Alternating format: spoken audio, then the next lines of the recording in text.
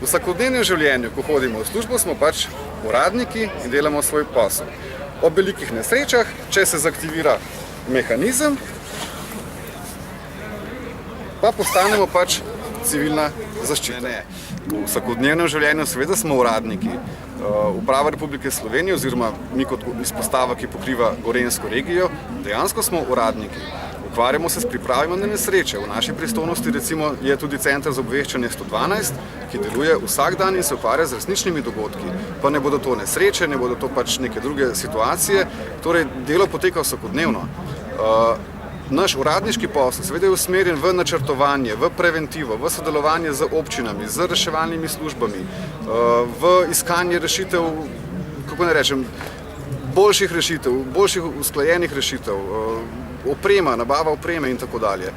Tako da tudi, če rečem samo neki uradniki, smo v bistvu v ta del priprave na nesreče vključeni vsak dan. Ob večjih nesrečah seveda se pač zaktiviramo, tako kot sem vam pač prej pokazal, v neke uniforme civilne zaščite, ki je pač nek dežnik, če temu lahko tako rečemo, v katerega nekje, pod katerim se združujejo pač vse sile in sredstva v sistemu pač varstva pred naravnimi in drugimi nesrečami. Seveda stvar je odvisna od velikosti in obsega nesreče. To, kar danes tukaj skušamo nekje pokazati in preigravamo, je pač res velika nesreča, gre pač za rušilni potres. Tako kot vsaka druga nesreča, tudi v potresu, se začne reševanje in odgovornost na nižjem nivoju, se pravi na nivoju občine, potem se pa začnejo seveda mehanizmi za zagotavljanje pomoči iz sosednjih občin, iz nivoja regije, iz nivoja države, iz ostalih regij in tako dalje. No in ob tej veliki nesreči seveda pride do situacije, ko pa civilni del potrebuje oziroma zaprosi za pomoč tudi ustrezne enote Slovenske vojske.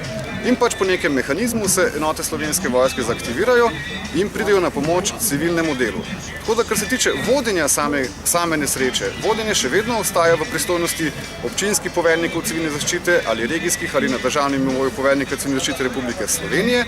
In vojska je tista, ki pa s svojimi ljudmi, svojo opremo, sredstvi, znanjem pomaga temu civilnemu delu.